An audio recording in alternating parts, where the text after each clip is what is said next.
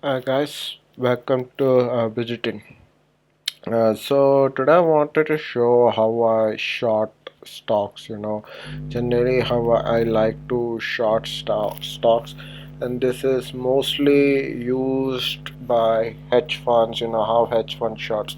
Even though I haven't worked in a big Wall Street companies or a big asset management company, I have read a lot of research. I read a lot of books. I read I have read a lot this equity reports from the company and how they do shorting. Short selling basically comes from, in Wall Street terms, like you got this equity report equity report for for going long, or they want to add to the portfolio. But in shorting there is a term known as short report. So it basically justifies why shorting is ideal for this company. So let's get into it, how we do short selling approach here. First of all, you create a watch list. I have created a watch list as to kind of company how I want to short. These are some I named a stupid company because these companies don't justify any growth. Suzlon Energy, where promoters are always selling Cupid, valuation like a tech company, but it's not a tech company. So these are some of the companies which I would really like to short. So I pick one is GMR Airports. GMR Airports, it gives me a lot of risk to do. First of all, don't fall in the words of chart. No hedge fund shorts based on chart.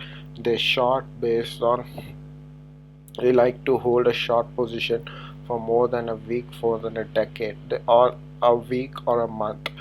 Generally I do shorting with careful risk management because market is always bound to go, or market is always increasing in the long term. So I'm very careful with the shorting because it always rises in the long term. One good catalyst and it just rises. So do it with extremely risk management. But I want to short more in swing trading style. Hopefully India allows it soon, because this is one of the company which is heavily debt reliant.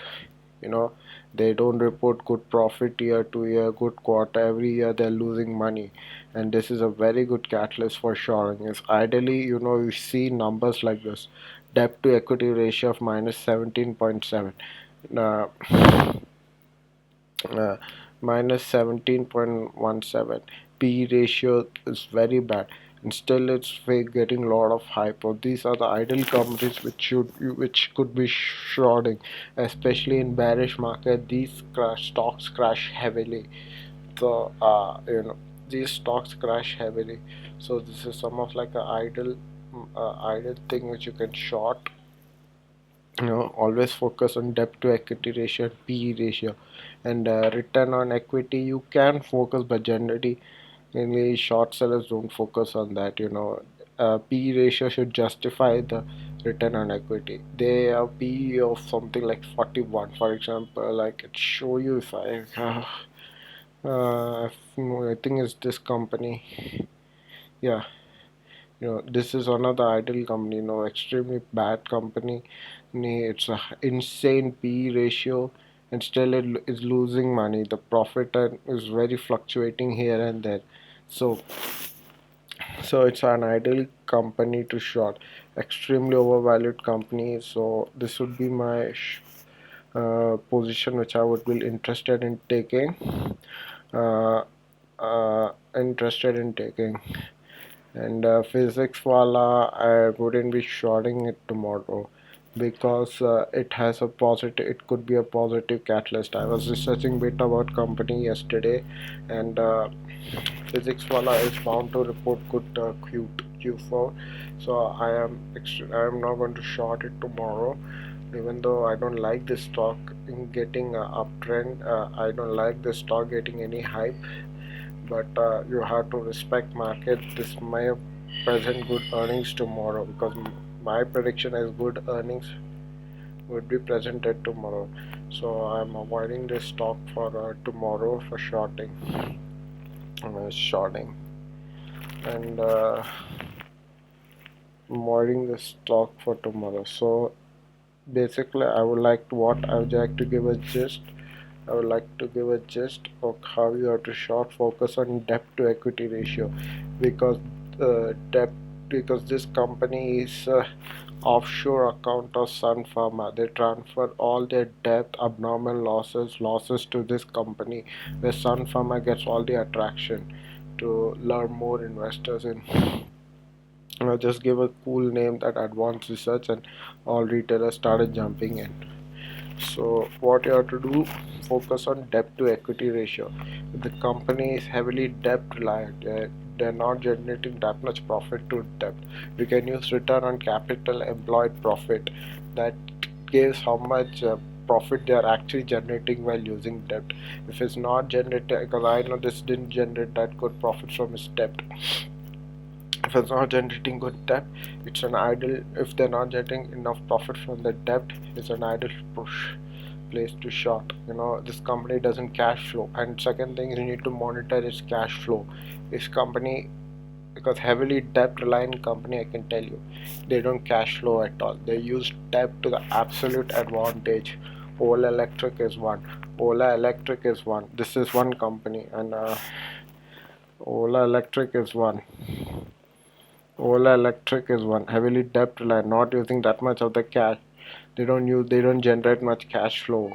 I could show some other company. What is that? I forgot the company's name. Okay, I don't get it. I'll just show one of my idle company to short. This is another debt reliant company. They use debt to their absolute core. They don't generate much cash flow, so you need to focus on its cash flow, because any company which has not good cash flow, they rely on debt to fund the entire operation. And third thing is PE ratio. Is the return on equity justifying the PE ratio? If not, their return on equity is 2%, but their PE ratio is 4.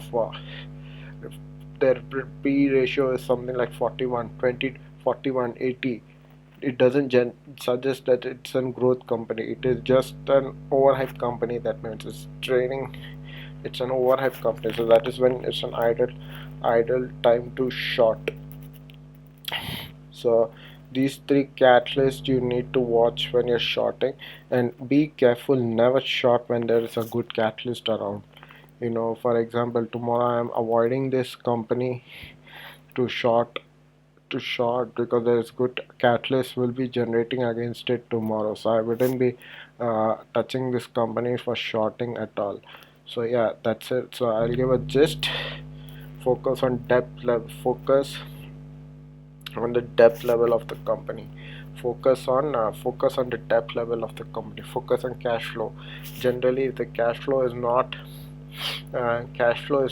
good, you know companies rely on debt to fund their operation. Even to the extent of the employee's salary, they use debt.